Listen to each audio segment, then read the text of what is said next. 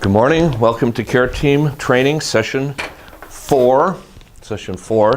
We're making our way through the process. We're more than halfway through training now, and I thank you for sticking with it. We have guests today, special guests. I'm going to introduce them in just a minute, but we have a few housekeeping matters to take care of first. And as you know, the first one is devotion. So does anybody feel like this is their moment to share a little thought? I can do it. Great. All right. Well, I'm going to read today from Jesus Always, Embracing Joy in His Presence. And this is written as though Jesus is talking directly to you. I am your shepherd, to guide and shield you. A good shepherd cares about his sheep and understands them very well. My care for you is wonderfully complete. I love you with perfect, unfailing love. I know everything about you. Your weaknesses and your limitations, your struggles and your sins, your strengths and abilities. So I am able to shepherd you exceptionally well. I have designed you to walk through this perilous world in trusting dependence on me. I lovingly go before you and open the way, carefully preparing the path you will follow. I remove many dangers and obstacles from the road ahead, and I will help you handle the difficulties that remain. Even when you walk through the darkest valley, you need not be afraid, for I am close beside you. Enjoy my nearness, beloved, and communicate with me. I will guide you carefully through this day and all your days, for I am your God forever and ever. I will be your guide even to the end. And then there's 4 verses. The Lord is my shepherd to feed, guide, and shield me. I shall not lack. Psalm 23:1 from the Amplified Version. Excuse me, I'm kind of out of breath this morning. In your unfailing love, you will lead people you have redeemed. In your strength, you will guide them to your holy dwelling. Exodus 15:13. Even when I walk through the darkest valley, I will not be afraid, for you are close beside me. Your rod and your staff protect and comfort me. Psalm 23:4. For this God is our God forever and ever. He will be our guide even to the end. Psalm 48:14. Great. Well, thank you, Kathy. And that's a good example of the kind of material it's nice to have in your briefcase or a little bag of tricks, your toolbox, we sometimes say, that you bring with you when you visit people, because there might be a need for it. It's good to have it. It's unfortunate to need it and not have it. So it's better to have it and not need it. So just to assemble materials like that you can use. Certainly in my time in the hospital, I can't tell you how many times I said the 23rd Psalm. I mean, a bunch of times. And so it might feel like I'm saying it an awful lot, but for the people that are hearing it, they're hearing it for the first time. All right, onward, homework review. So we asked you to shadow. Is that coming along okay? Some of these people may be hosting you, for all I know. So if you haven't, shadowing doesn't need to be done now, just by the end of our time together. So if you haven't scheduled it, then please do. If they're done, you can turn them in. Yeah. Send a supportive email or text. Remember, we heard from Nate Melcher last week about cyber support or online digital support. Did you have a chance to do that? And so tell me about it. What happened? You want to say? My cousin and to figure out what her relationship is to him. His significant other were in town for 2 weeks visiting her mother who's dying. And I sent them an email after they left, inquiring about how they were doing and how she was doing. And did you hear back? Not yet. Yep. So you That was just 2 days ago. cast it out there, so give them some time. And good for you. Did anybody else send a text, a supportive text? Did you try that? Did you? I sent an email. Mm-hmm. Yeah. Someone in church had asked for prayers a couple weeks ago, and because he was having some kind of minor type surgery, but could have been bad. And so I just sent a very supportive text, and immediately I got a response, just thank you much, Anita. Thank you, Anita, so much appreciated. Yeah. And I came back just. Yeah. It really warms people's hearts when they know that they're being thought about. I remember giving an invocation at a physician's banquet at the hospital where I worked in Florida. This is just decades ago, of course. But somewhere in the context of that little prayer, I said to this room full of physicians, I pray for you every day. And about a year or two later, a plastic surgeon came up to me. His name was Michael Gallant, and he said, I really appreciate knowing that you pray for me every day. And all of a sudden, I thought, I better be better about this, because I'm not sure I remember to do it every day. So then you do something to remind, put a rubber band around your wrist or something that reminds you to do something that you promised to do. So it's good to make a commitment to do something like this, but then you better actually do it. So, yeah. My little thing, what was it? It was a Facebook post of a wedding that I had helped perform just years and years ago. And it was on a very rainy day, so there's a picture of me holding an umbrella with a scuba mask on, saying this prayer. Really rainy. And and it was on a boat, and oh my goodness! The bride had posted it. It's my friends Tina and Rob from Florida, and I said, great to remember this wonderful day, except for that goofy guy giving the prayer. So, and because of the way Facebook works, you remember what Nate said? Because anybody can see it. Then post after post after post, remembering that day and how wet it was and what a nice time we had all the same, and when the sun came out. So it triggers all sorts of things when you put something in writing that not only the person, like the person you prayed for, can see, but if you put it on Facebook, it can go pretty far. So, as Nate said, don't type anything there that you wouldn't want your pastor to read, and do think about being as supportive as you can in just a few words. Doesn't take a lot. So, did you try something? I sent a text. She had posted on Facebook that she was having some mental health struggles, and rather than replying on Facebook, because I didn't know how that would go as far as broadening the door, Yeah. I just sent her a personal text. I think that was wise. Yeah, good.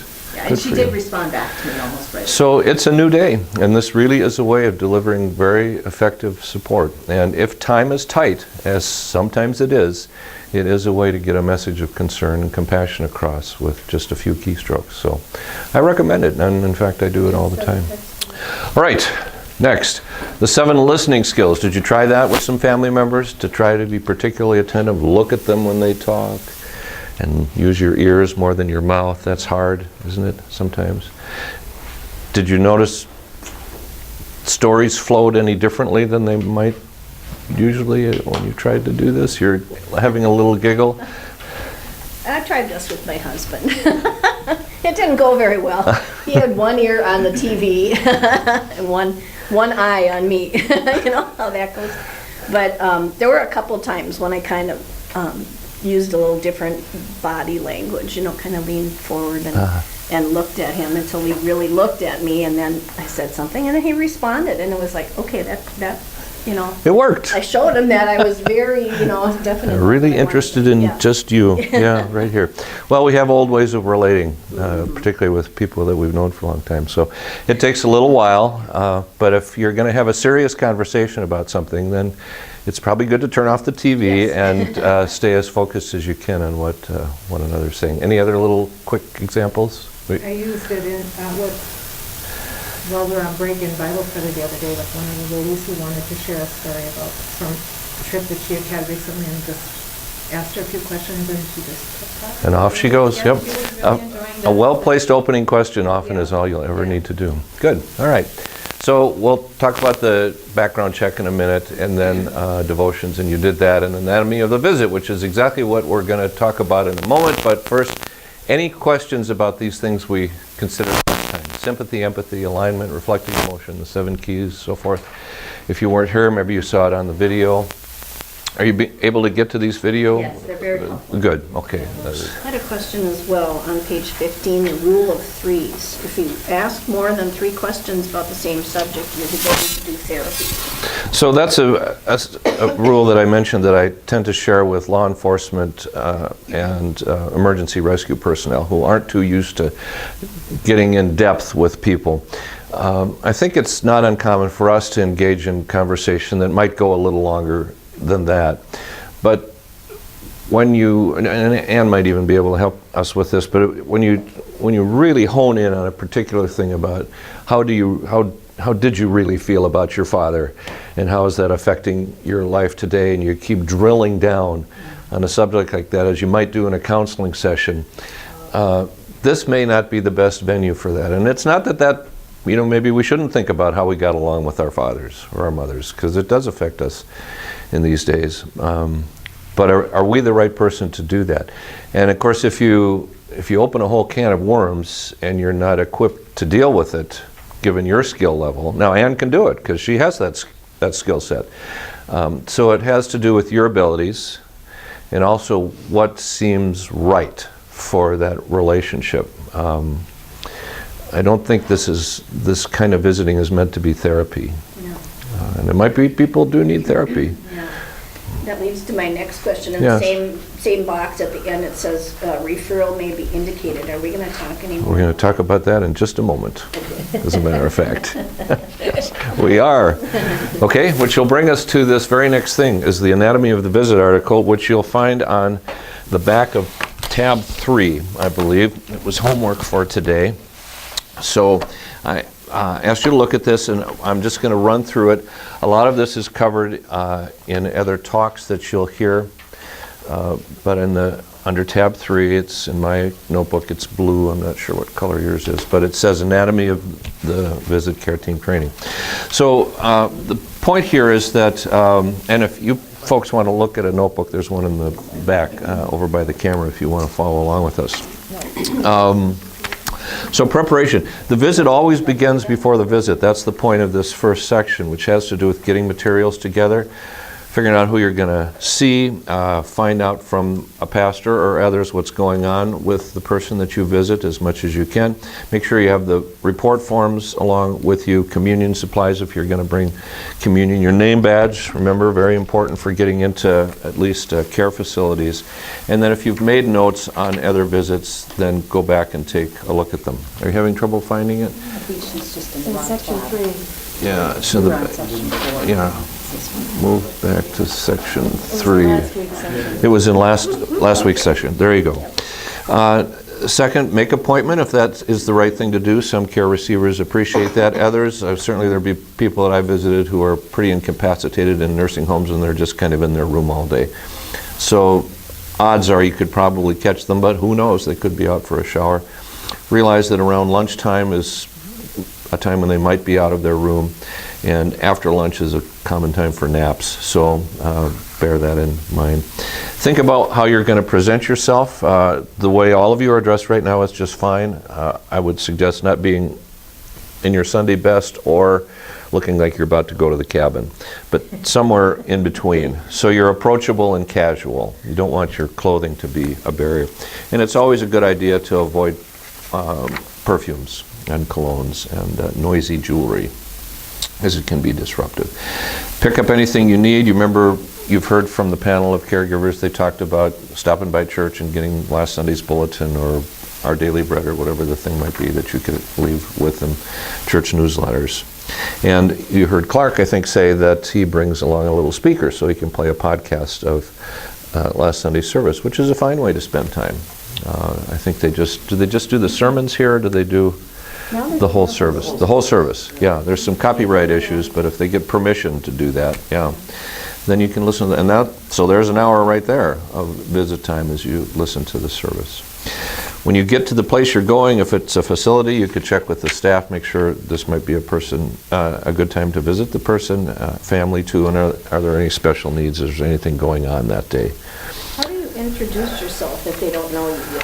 Hi, I'm Kathy. I'm visiting from so-and-so church. I'm here to see this, Sam Smith. And then to the client too? Well, hopefully they know you, and certainly after the first visit, unless they have memory issues, in which case they might not remember you. And it's always good to introduce yourself for that reason. Hi, I'm Kathy from Hennepin Avenue Methodist, or whatever the church is. So if they don't remember your name, if you come to see me when I'm in the nursing home, I probably won't remember your name, just because I'm terrible with names. So just remind me of who you are. But are we sent to visit people who don't know we're coming? Yeah, well, we'll talk about that in a little bit, because that's one of the reasons these three are here, is to talk about the assignment process. But it varies, yeah. when it says check in with family, will we always have a family You might. name and You can. whatever? Most people, well, I mean, in church records will have that. Okay. So that's a part of the homework you do once you receive an assignment, is find out who do they belong to, and where are their children, or where are their siblings, and because it's not uncommon that you actually need to talk to those people because something might be going on. So before entering the room, clear some space. Remember the now and quote about creating an empty space somewhere within you to put their story, and then the mind, body, spirit check to see how you're doing. If you're on your way to your visit and you see red lights flashing in your rearview mirror, you might need to take a little time to just debrief and decompress from that so you can be at least neutral. So if anything is going on in your life that's upsetting, then somehow you need to put that on a back burner so you can be attentive to the people. A few don'ts. Don't go to see the people if you're sick. That, I hope, would just be obvious. They have enough troubles without picking up the germ that you bring into their room. If you're really emotionally drained, it may not be wise to go see them. You can postpone it for another day. Don't be in a big hurry, and try not to be late if you make a time. I remember early in my career I was going to visit a woman named Tara Zander, old German, delightful lady, very pious. I would bring her communion. She'd get on her knees, literally, in her dining room to receive communion. And I missed an appointment one Saturday. I was supposed to be there and I didn't show up, and I realized it later, and I went to see her, and I will never forget her words. She said, "Pastor, where were you?" Oh, I'm sorry. I cannot be more sorry. So she taught me. It was a teachable moment for me. If you say you're going to show up, you really ought to show up, and if you're not going to, let them know you're going to be late. Getting in the room, over on the next page, knock somehow, even if it's a room, it's their space. I think it's always good to have a little tap on the door and let them know that you're there. Say their name. You should certainly know that. And then let them know who you are. If anybody else is in the room, including if you should go to a two-bed unit, say hi to the other person. It's just polite. And then if you're going to draw the drape between the two, you should ask permission to do it. Is it all right if I would just close this so we can have a little quiet time? It's not that they won't hear you. Sound will travel, but it does give the illusion of privacy anyway. And then remind them of the church that you're from. The detective work is simple. You use your senses, sometimes all five senses, just to figure out what might be going on here. Are there any unusual odors? What do you see? How does this person look? File that away. It's not necessarily anything you need to do with right then, but you're just gathering data that helps you make a pastoral diagnosis, which we're going to talk about in just a second. And then establish eye contact. Get to a place where they can see you. A visit will always seem longer if you're sitting than if you're standing. So this talk will seem shorter if I give the rest of it standing up, even though it might take exactly as long. If I sit down, it seems like a little longer, and that's how it goes with visits. And it's also that power dynamic we talked about earlier in our training, where if you're standing, you can leave, they can't. So try and be on an even level as much as you can. Don't interrupt TV shows, phone calls, procedures, and try not to let the bright light be behind you, because sometimes it's a little hard to see. Middle of the visit, here you're actually talking to people, or they hopefully are talking to you. So you get the conversation going by some kind of neutral, simple opening line. As you mentioned about the lady who took the trip, all you have to say is, "How was your trip?" And they'll take it from there. And then listen. Do you remember how we talked about listening to the corner, the area of concern from the psychosomatic pyramid? Do they answer with a body question, a mind question, or a spirit question? And then stay with that until it's run its course. I think that's mentioned under number 3. Find ways to align with them. What might you have in common? Body, mind, and spirit. And all this time you're making what we have called, what we at least in hospital ministry call, make a pastoral diagnosis. What's going on with this person? What's really important to them, and how can I help? And that's the area of concern piece. Watch for nonverbal messages. We talked about that last time, and silent attending. But silence is not necessarily bad unless it just goes on insufferably long, with them waiting for you to say something, anything to just break the silence. But Phil Donahue was great at this. If you ever remember Phil Donahue years and years ago, his talk show, he would just say, "Well, I wonder what you're thinking about that," or "What's going on? What's running through your mind?" And that lets them go wherever they want to. as opposed to directive questions, which I think will come up in a minute, where you tell them where to go. If you don't drift into your own storytelling, even though that's so tempting to do. I'd love to talk about my trip now that you've told me about yours. Yet this is their nickel, right? This is their time to tell their story. And if you need to tell your story, if you want to talk about your trip, maybe you should find a different listener, unless it really is a give and take and they want genuinely to know the interesting things that are going on in your life. Change subjects to something you want to talk about, unless you sense it's okay. That should say okay in the lower right-hand corner. Yeah, that's the little legs of the K are missing. And change the focus from spirit to body if they're on mind before they're ready to leave. Responding and interacting then. Response is more like a tennis match than a golf game. It's not like you hit a ball and I hit a ball and you hit a ball. It's a back and forth. That's the way we talk, except for right now while I'm doing all the talking. But it's interactive, and hopefully they're doing more talking. Every once in a while you'll find somebody who just is a tough nut to crack, and no matter how many open and directive or non-directive questions you ask, you're not getting anywhere. When my wife talks to her brother in Pennsylvania, it's like that. She said, well, that was 5 minutes. That's about as much as we can talk. As he never talks very much. Probably have to edit that out of the videotape. But anyway, some people are a lot easier to talk to than others. Here's mentions your toolkit. We've talked about some of these things. We have yet to talk about some others. So bear in mind that those are all resources that you bring with you. Here it talks about questions and changing subjects. We already talked about open and closed-ended questions, so directive or non-directive questions. If it's directive, you're asking them about something in particular, like how is it going with your children? Or how was your trip? So you get the ball rolling in a certain direction. Non-directive is I wonder what you're thinking about or what's been going on with you lately, where they get to pick the subject. And then again it says changing subjects should be gently done once that particular subject has run its course. Some don'ts. Don't steer away from difficult subjects, even though most people don't want to run into a burning building. But sometimes, you need to run into the burning building. So if something is hard or if tears come, that's probably okay. Just be gentle with them, be gentle with yourself. As already mentioned, don't launch into your own story, or you can make quick reference. I was in the Bahamas once too. But it's their experience there, not yours. That's the point. Don't go poking through their purses or wallets, even if they ask you to. It's tricky, better they should do it, or you get someone from the facility to do it. The same with physically moving them. They may be in that position for a particular reason. So when they say, could you just get me out of bed and into this chair? Or can I have a drink? Would you go get me some water? All those kinds of things. In a home setting, that's probably okay. In a healthcare setting, that's less okay. So it's always good to check with staff. And then don't ignore other people.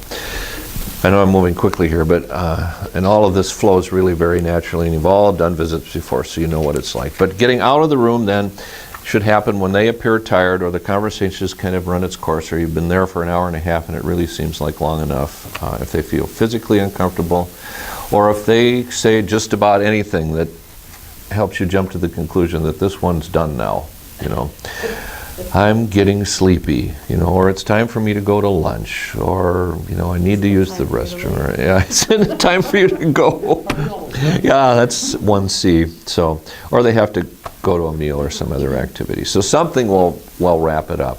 And even if you love them to death and you'd like to stay there forever, there does come a time when it needs to be done. And it might be because you've got to go on to see somebody else. Although it doesn't say so here, I would encourage you never to use language such as, I need to leave now because I have to pick up my kids, or I have to leave now because I have to go grocery shopping, or I have to leave now because I need to see Fred from church, Fred. Because the conclusion they might then jump to is that those things are more important than staying here with me.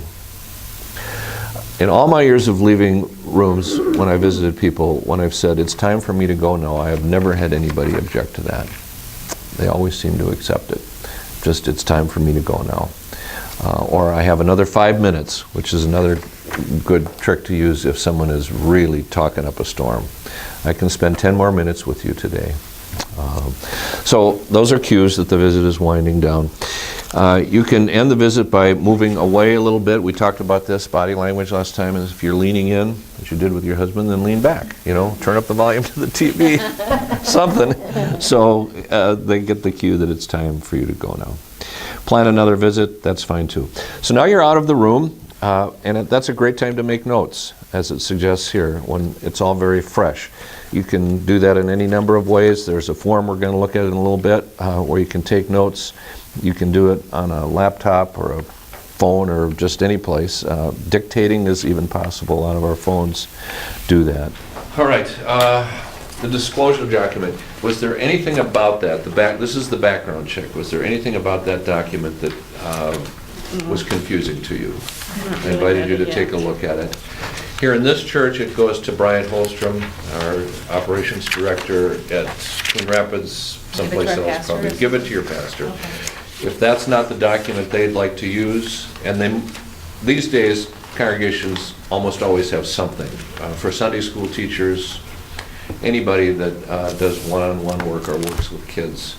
So whatever document they use in your church, my advice to you is to complete that and process it before you go visiting people on your own. Safe Church Guidelines is the same thing. The document that's in your packet is the one that we use here. It came out of the United Methodist Church. All of you are Methodists, so I'm thinking that whatever it is that is used in your congregation, it's probably pretty similar to that. So just take a good look at it. I can tell you, and we'll talk about insurance in a moment, but there never has been a case where we have had anything even resembling a complaint of a visitor, let alone litigation. But the Safe Church Guidelines seems to relate more to children It's than an awful lot for children. But there are protected groups, and children, Vulnerable adults. but vulnerable adults are too. So we're going to see, a lot of the times we'll be going to see vulnerable adults. So this is Ann, this is Jeff, this is Kristin. And I'm so glad that they're here today because they're going to, one of them is going to take the lead on each of these subjects, but they can all kind of chime in and you can ask questions. And there have been a lot of questions about this, the assignment process. How is it that you get connected with the people that you're going to see? Well, here at Hennepin, our assignment process is through Frenchie McGee now, correct? Is that? It is now, yes? Yeah. So when Hennepin created this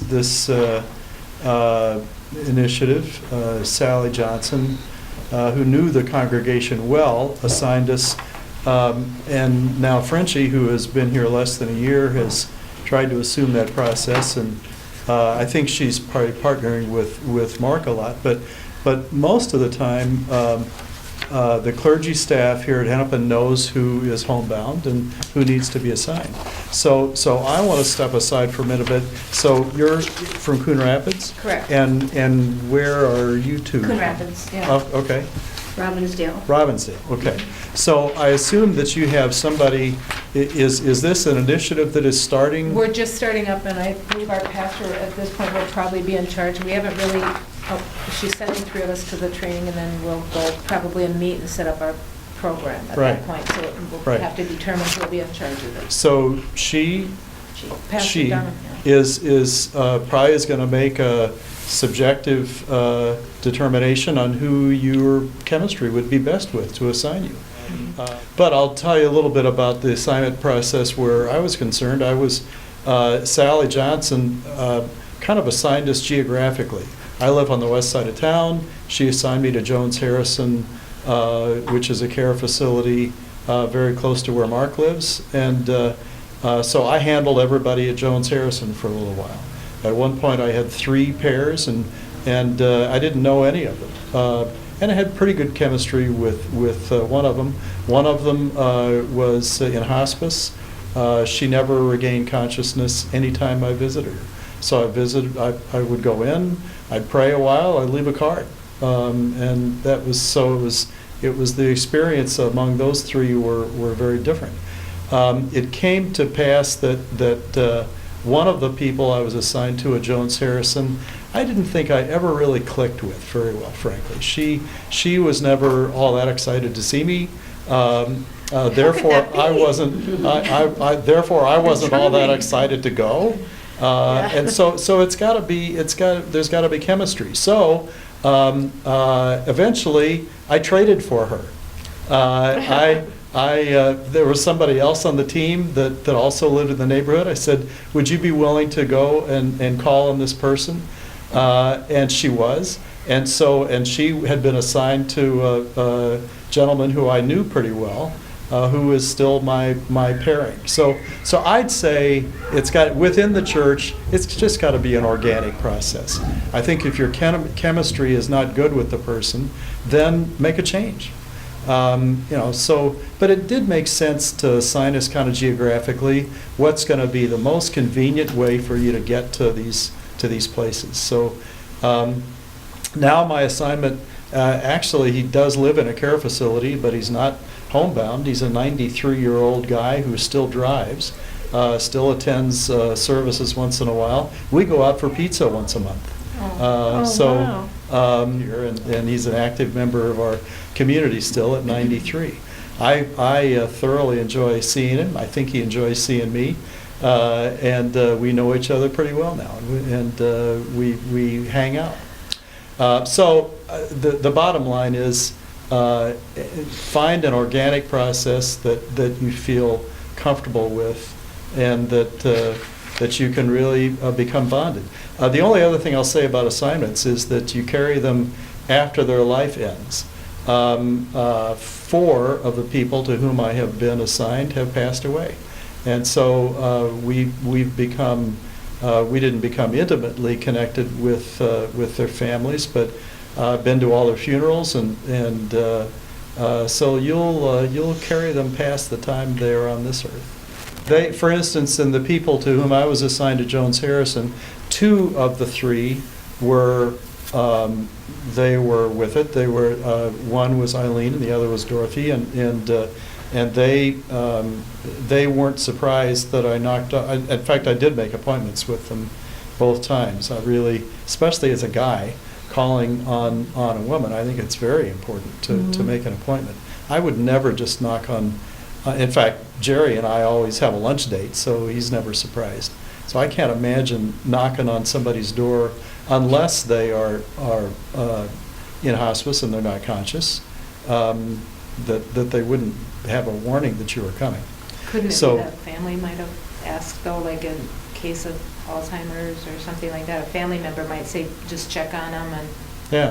or And it someone could from the be- church could say so-and-so has been ill and Yeah. maybe would like a visit or something. Yeah, Marie was the person I was assigned to at Jones Harrison who never was aware I was there, and I'm assuming that Sally worked it out with them, that she knew somebody was going to call on them from Hennepin. So yes, it should be.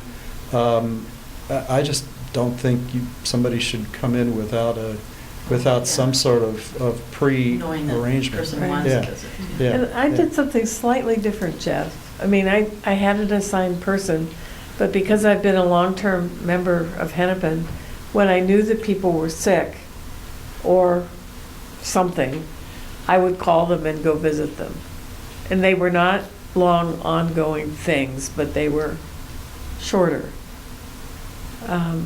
And that's, I think, part of the care team as well. Yeah. So that's the assignment process. Yep, Anything good. else you were expecting there? No, that's great. Okay, all right. So it's tailored. We try and match people with someone that the chemistry is good. Yeah. And as Jeff says, if the chemistry isn't good, switch. We have a lot there in our team. There are 18 members, so if it's not working with one, we'll try somebody else. Yeah. So Ann's comment raised a question in my mind. If we learn that someone is ill or would like a visit but hasn't been assigned to somebody, how do we bring that information to Frenchie Tell in our Frenchie. case, or? Right, it Yep. would be Frenchie. And Or it's- in whatever congregation you're from, just check with the pastor. So you coordinate visits. The most simplest of things, it would be kind of a waste of human resources if you both showed up on the same day. So maybe Jeff will go today and I'll go tomorrow, and somebody else will go the next day if it's a situation that requires daily attention. So just coordinate your work, that's all we suggest. So it Well, there's makes another sense to- factor. It's when Sally was the one assigning, she would sometimes assign me people that she thought needed to be looked on by a psychologist. And I would do that and report back. Yeah, or a nurse. So we try to make it the right fit for a whole variety of reasons. I don't fill out this form. You don't? No, I just send an email to it at the point where, in fact, we have an email address here at Hennepin, which is a nice, so it's care team. Pastoral care. Pastoral at care, right. HEMC, yeah. And I copy, now I'll start copying Frenchie. In fact, full disclosure, I don't report every time Jerry and I go have pizza. I report, This is new too, from when I went through training. Yeah. This is way more institutionalized. So I think it's probably a good thing that we have the resource, but I think bottom line, as long as the church knows you're making the calls and that person is covered, I mean, the church knows that I've got Jerry covered. And that if something goes on with him, and certainly he has many friends, he's very well connected here at the church. So, but in terms of an official visitor, I'm it. And so it's my responsibility to make sure that the church knows I'm visiting him regularly.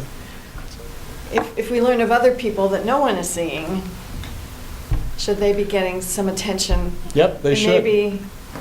And that's really, again, I'd come back to Frenchie. I mean, that's the, if this thing is being well orchestrated here, then it's got to be kind of coordinated centrally. And in terms of pastoral staff, it's her responsibility now.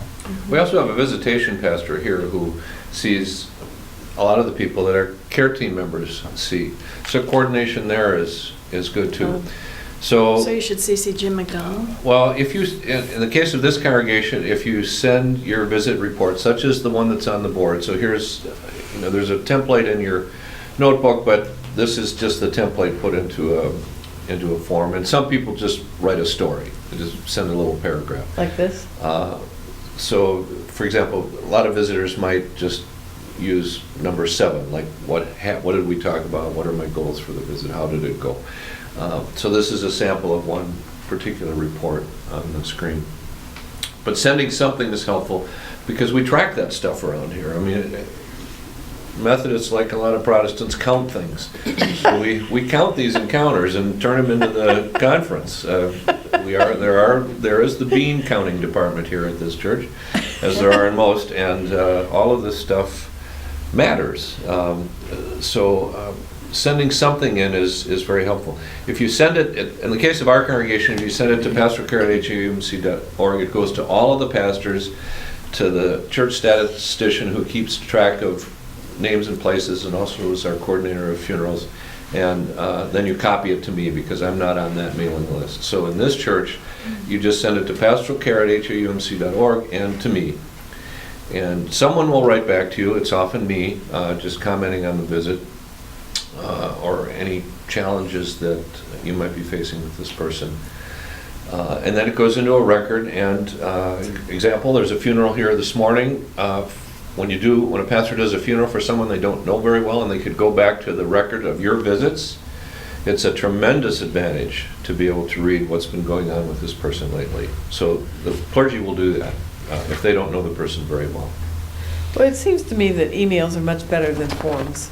Way better, yes. Yeah. Some people do, in fact, these still do show up in my mailbox, these forms. And if that's your preference, then but what I'll do with it is scan it and send it to pastoralcare@humc.org.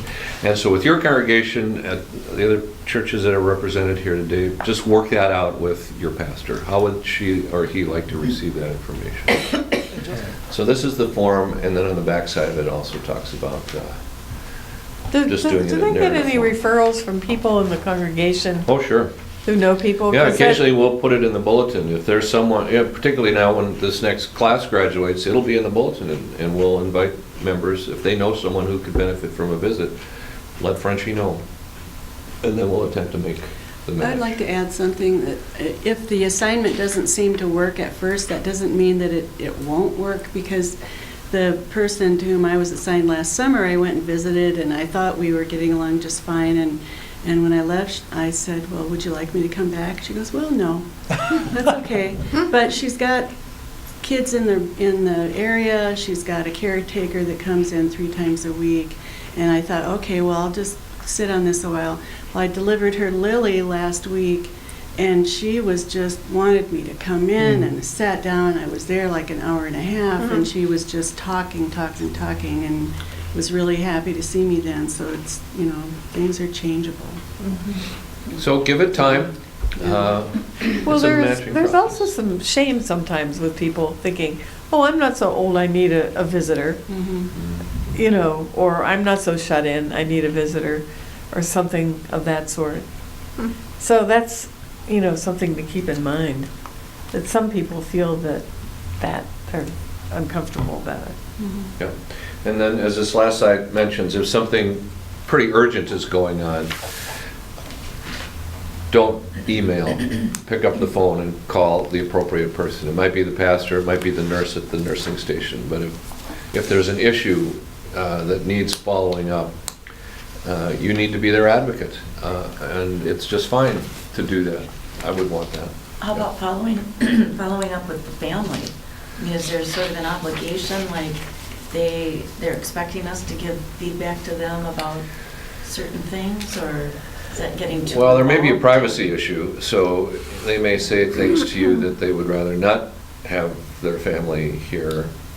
So you should get permission. Yeah, I would talk to the church staff first, and I wouldn't just on my own contact their family members. So, yeah, again, it can be a consultative process, where if the person you're seeing is, I miss my son like crazy, he just lives, 2 miles away, why doesn't he ever come and see me? Well, you might need to do a little exploring, see what's going on in that situation, and starting with the pastor is fine. But if you call the church up and they don't know what the deal is, I don't think it would be out of line for you to call that son and say, I visited your dad today, I wanted you to just know that I was there, and see where that goes. It may be that, I've always said this, the neediest person may not be in the bed.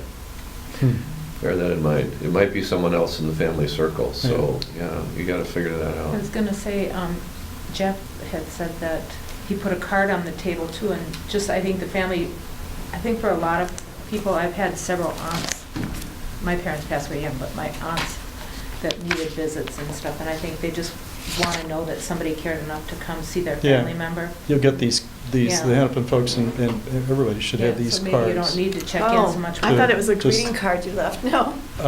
Yeah, You have a well, you can do business that card. too, but it's a You care could, team yeah. card that, or do something even more creative, but something to indicate you are there and we care about you. Yeah. I think both, actually, a greeting card or a bookmark would be a perfect thing to leave. Yeah. Mark, on our form, it lists home communion and prayer shawl.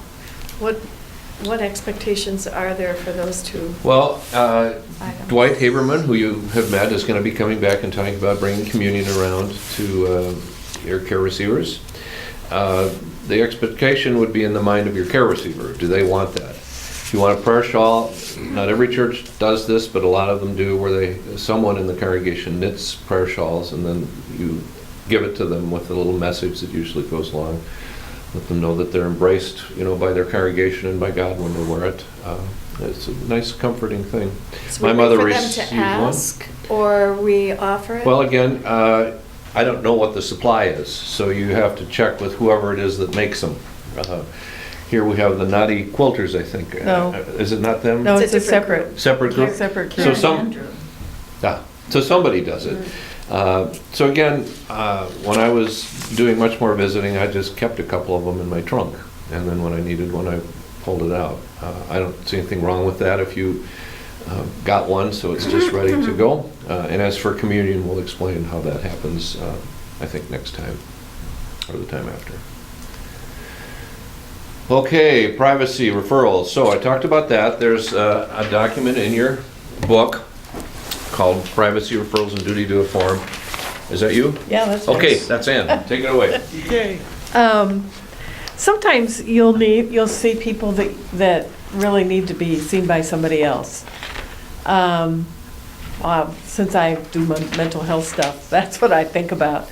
You see somebody that just really seems depressed, then and you're not sure whether they actually have been diagnosed with depression, and what depression looks like is just sort of sighing and slow to react, helpless, hopeless, sort of talking. They may complain of trouble with sleeping or eating. Anyway, you probably will get the sense of it. So the first thing to do is to talk to the pastor, and describe what it is that you saw, and then if there's something more, then your pastor will direct you as to what the next step might be. It might be you and the pastor talking to the person. It might be talking to a family member. It depends on the particular situation. Does all depression need to be fixed?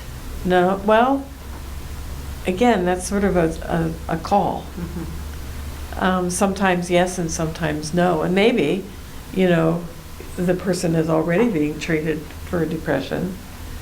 But sometimes you see this really as a reaction to grief, when somebody has lost somebody in their family. Or maybe they're dying. That's also possible too. It's a red flag, shall we say.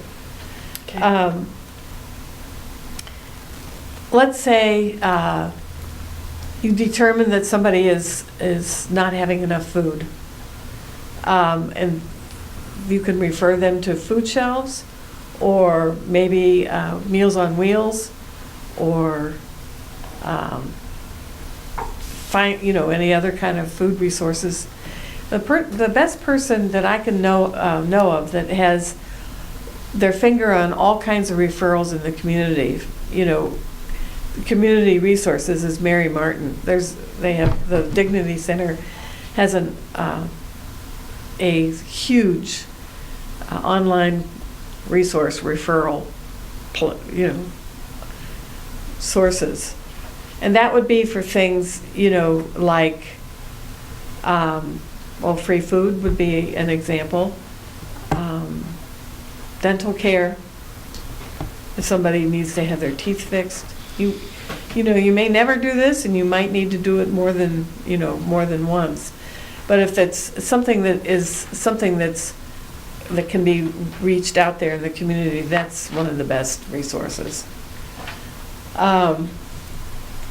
When to refer? Well, when you can't provide a need. Like, one of the things that people may ask you to do, help them physically, and that's not a good thing to do. In fact, it's not a good thing to do at all.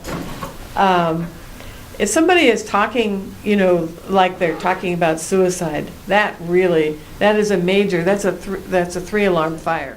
And as issues come up, like this vulnerable adult situation, we can enlarge our knowledge. And as we get to know each other, we know who we can call to ask about what.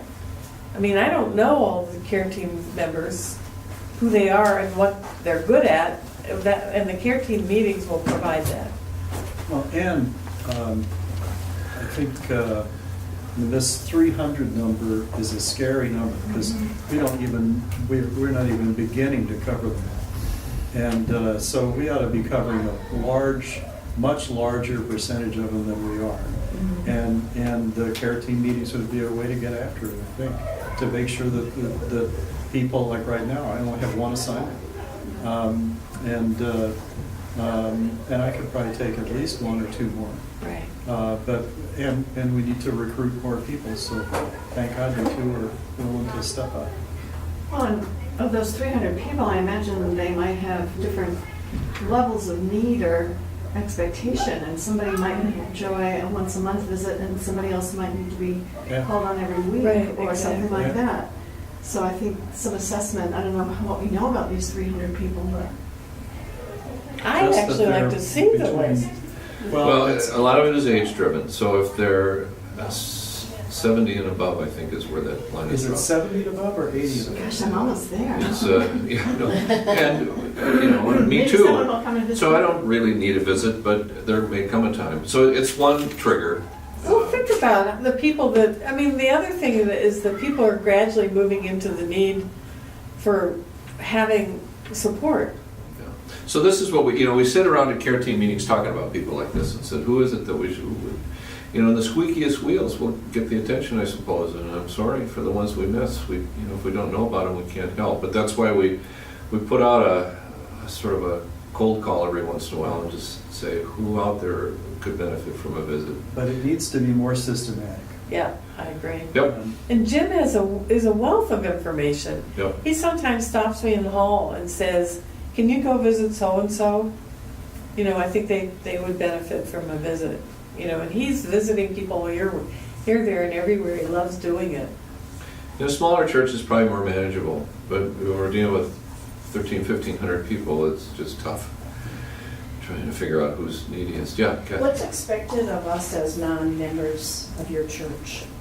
I mean, will we be holding our own care? I mean, Yep, we're going to turn you loose, and you're, Yeah, really. someone, me and someone else, will do your final interview with you, and then we'll wave farewell and say we'll see you the next time we have a joint team meeting, and we'll invite you to come back to hear about maybe referrals. But you should set up a system within your church for communicating with the congregation as to you being a resource, and your pastor as to what you've seen and uncovered when you've gone to see folks.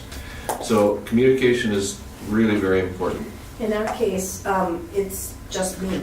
I mean, there's not Yep. the pastor, obviously, but there's no one else. So if I were you, I would try to set up a meeting with that pastor once every week or two, just to talk about who it is that, how much time do you have to give, and who are the neediest.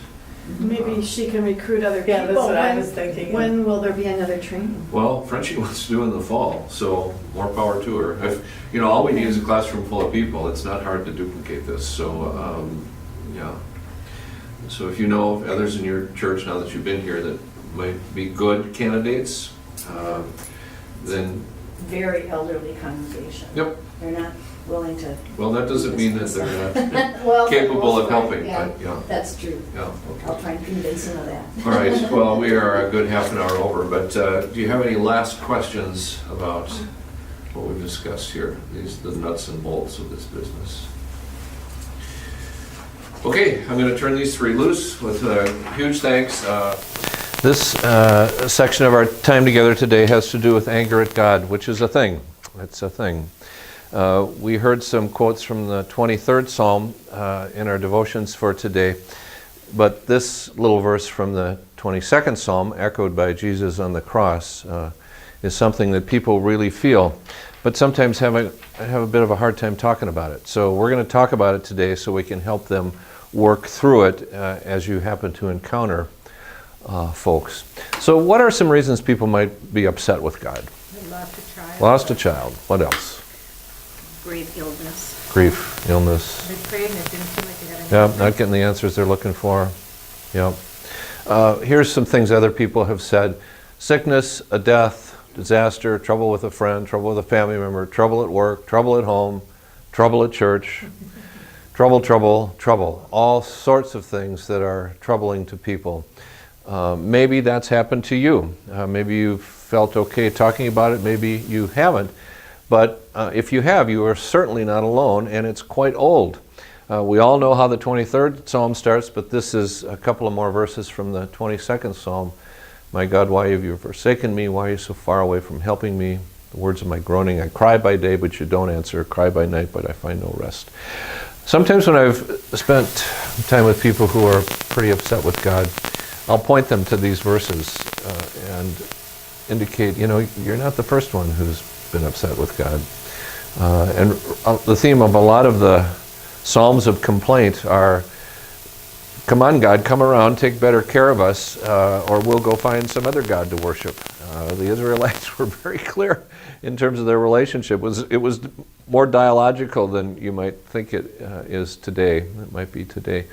Really trying to whip God into shape. They're feeling persecuted. And people do, in fact, feel persecuted. So we're going to take a look at a little scene from a show called West Wing, one of my favorite TV shows ever. So we have President Jed Bartlett in the Washington Cathedral. The funeral has just concluded for his secretary, Mrs. Lanningham, who got a brand new car, and she was in a wreck and she died. He mentions Josh Lehman, who was one of his staffers who ended up getting shot when there was an assassination attempt on President Bartlett.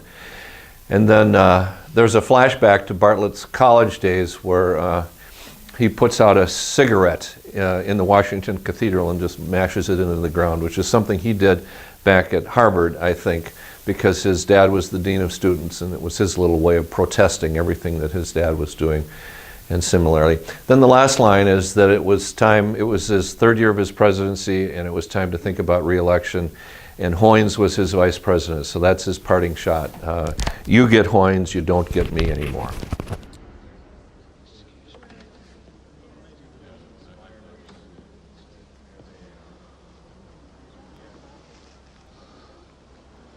It was a beautiful service, I thought. I thought it was a beautiful service. Yeah. She was a real dame, old friend. A real broad. Yeah. We've got to go back to the office now, sir. Yeah. We've got some decisions to make now. Leo, would you do me a favor? Yeah. Would you ask the agents to seal the cathedral for a minute?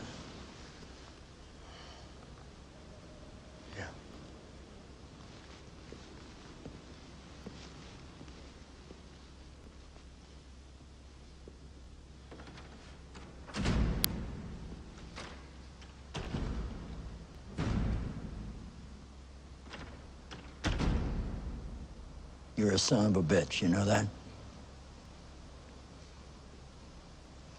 She bought her first new car and you hit her with a drunk driver. What? Is that supposed to be funny? You can't conceive, nor can I, of the appalling strangeness of the mercy of God, says Graham Greene. I don't know whose ass he was kissing there, because I think you're just vindictive. What was Josh Lyman? A warning shot? That was my son. What did I ever do to yours but praise his glory and praise his name? There's a tropical storm that's gaining speed and power. They say we haven't had a storm this bad since you took out that tender ship of mine in the North Atlantic last year. 68 crew. You know what a tender ship does? Fixes the other ships. Doesn't even carry guns, just goes around, fixes the other ships, and delivers the mail. That's all it can do. Gracias, tibiago domine. Yes, I lied. It was a sin. I've committed many sins. Have I displeased you, you feckless thug? 3.8 million new jobs, that wasn't good. Bailed out Mexico, increased foreign trade. 30 million new acres of land for conservation. Put Mendoza on the bench. We're not fighting a war. I've raised 3 children. That's not enough to buy me out of the doghouse. Hey, credo, adeo pio. Adeo justo. Adeo shito. Cruciatos in cruciam. Tuis in terra servos nuntias fui. Officium perfecce. Cruciatos in cruciam. Eas in cruciam.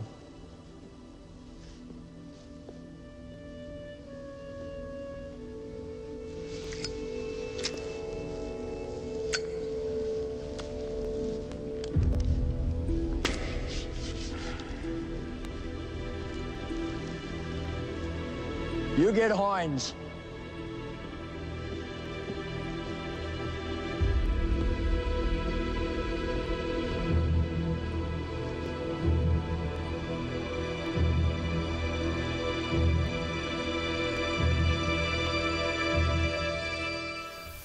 So if you're not entirely up on your Latin,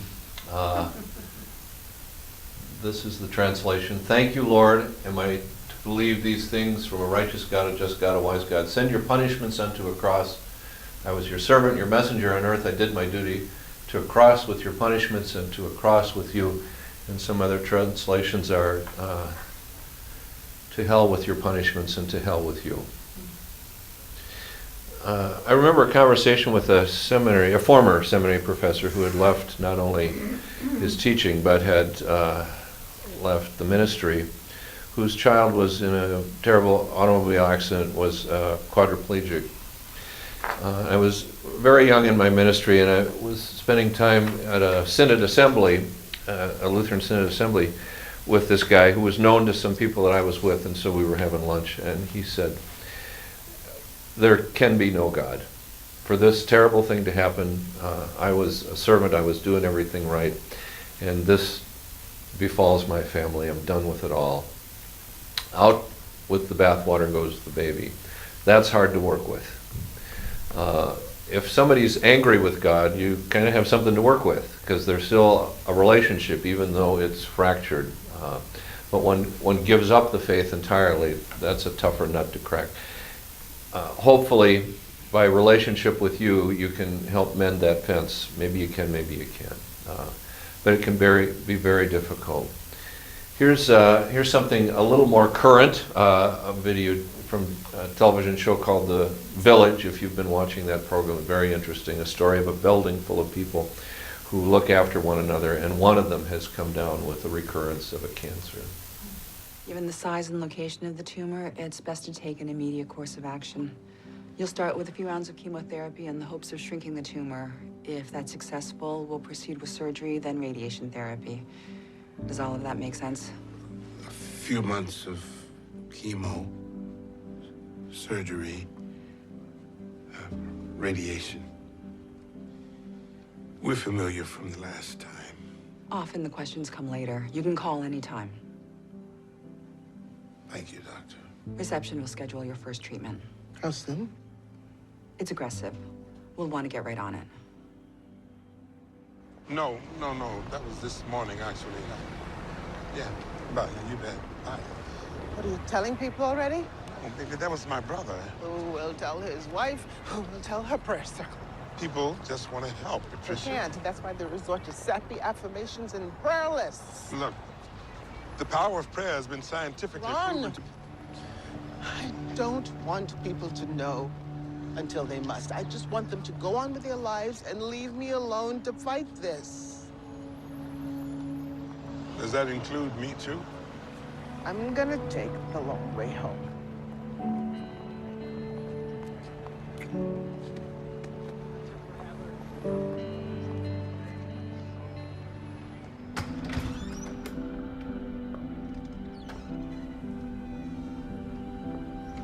I have been of service. I have tripled my caseload. I have sown love, checked my ego. I have been an agent for good. And you've put this poison back in my body.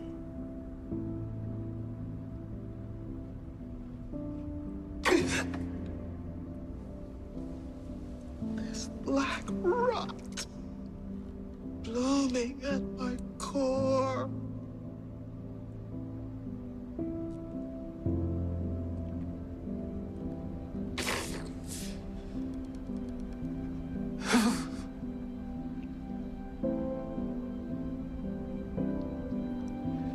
This was not the deal. I have held up my end.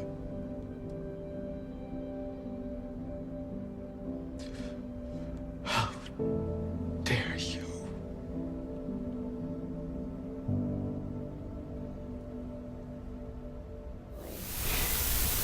So I don't know that we would always meet somebody who's angry with God. Well, I think it's less common rather than more common. Whenever I've heard someone being kind of angry with God, at least in the back of my mind, I always think, well, how, or when they say something, well, I guess God knows best, or God needed another little angel if a child dies. And I think, well, how can the source of my comfort also be the source of my pain? So it doesn't work very well to my way of thinking, but some people are mad, and being able to point the finger of blame somewhere is just natural. There are trials going on in our city right now, so we can figure out where to point the finger of blame because this bad thing happened. We want to be able to blame someone or something. And, goodness sakes, you smoke cigarettes all your life and you come down with lung cancer. Where does that finger of blame go? Yet some people are mad that God didn't just fix it. I think the important thing at that point in time, though, is to meet the person where they are. It doesn't matter if you would have that same reaction. No, what you think about it doesn't matter. Right. What matters is what they think about it. And because you remember how it went with Job? For a week, his friends sat there and let him just fuss.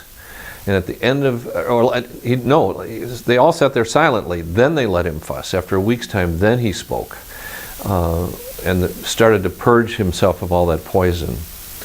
It's whatever the bad thing is, that's bad enough without carrying around the toxic poison that comes with it when you're so mad. Yeah, and I agree with you. I think that we just have to be open to where that person is.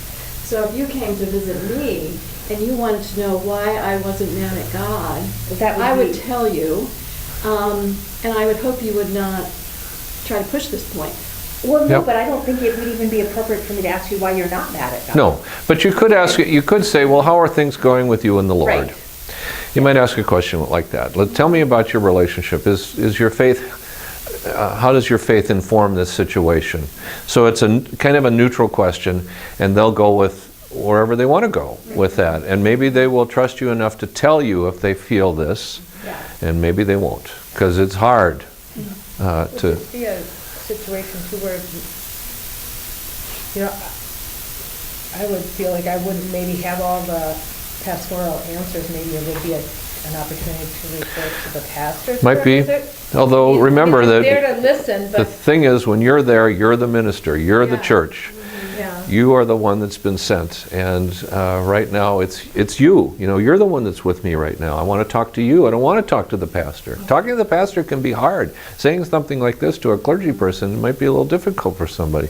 But saying it to another lay person, well, just listen to the protest. Remember, that's what worked with Job, and that's what worked with most people, is if you can just say ouch when it hurts. And somebody who gives a darn is there to listen to that.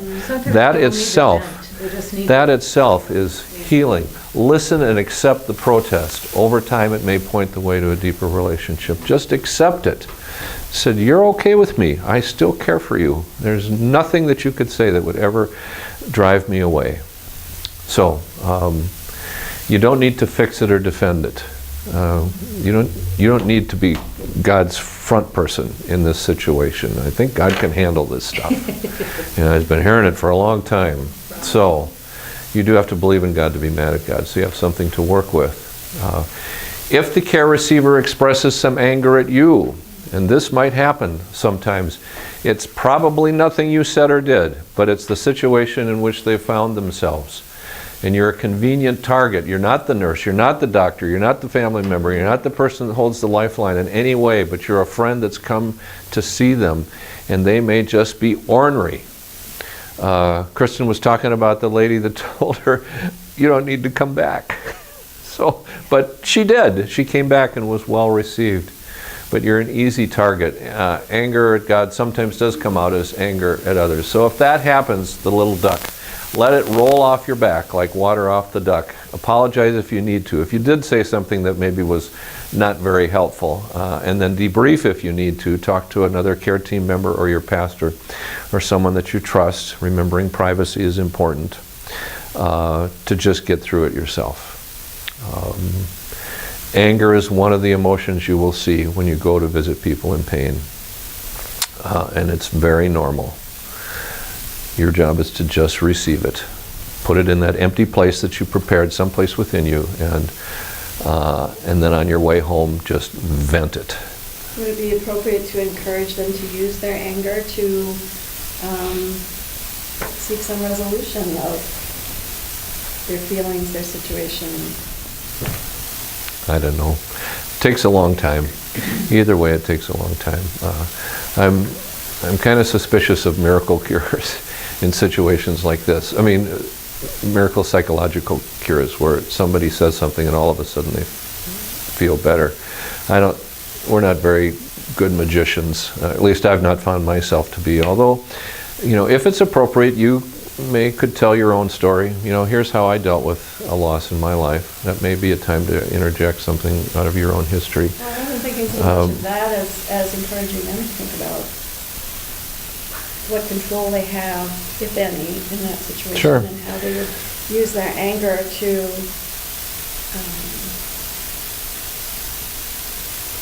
maybe venting it would be enough, but use their anger to create a plan.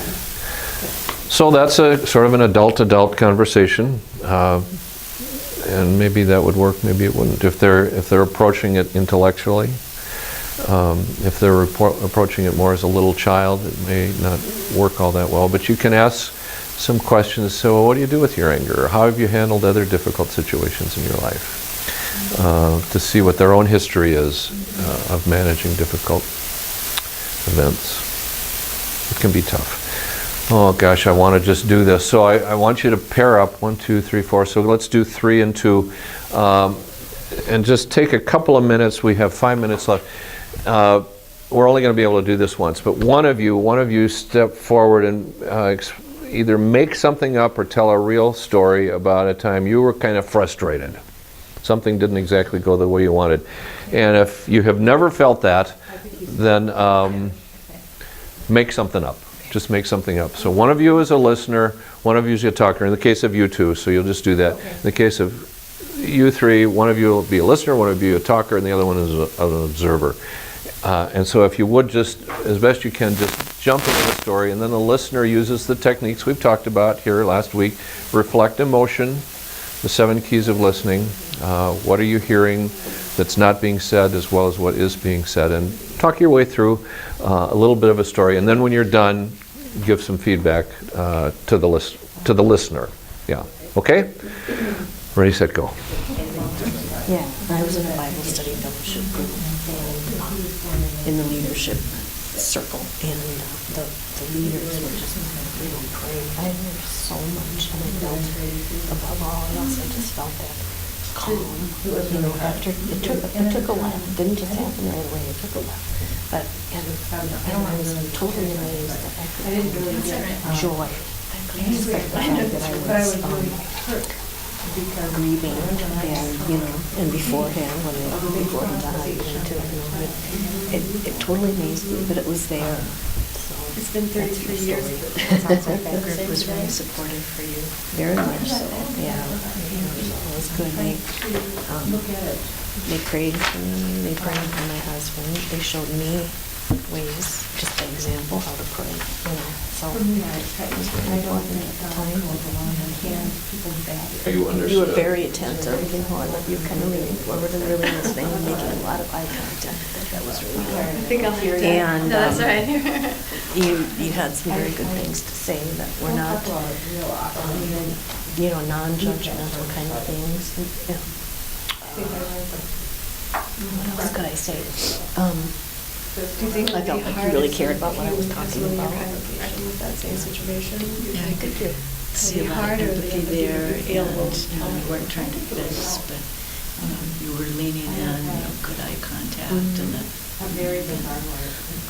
just, very attentive. And you did try to say a lot of things to make me feel good. I mean, you said a couple things, but you didn't go on and let you have your feelings is what I was trying to do. Yeah.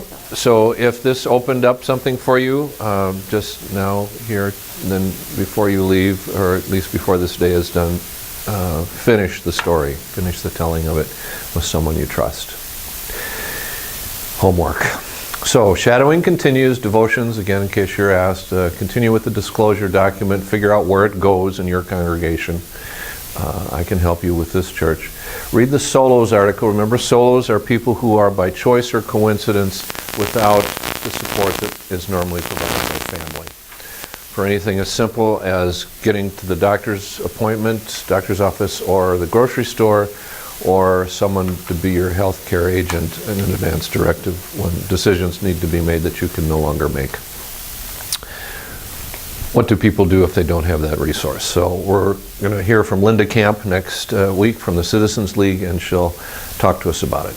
And then the article, The Use of Prayer. It's an old article, but pretty good one, I still think. And then also to mention, next week you're going to have the option of staying after class for another half hour, 45 minutes or so. If you don't have an advance directive and you'd like to fill one out, Linda will be talking about that in her presentation, and we will make one available to you, and we'll work on filling it out. And you could get going on it. You won't be able to finish it next week because there are things you have to do, but it's optional. You don't have to stay after. So that'll start at about 11:35 next week. That, thankfully, is it.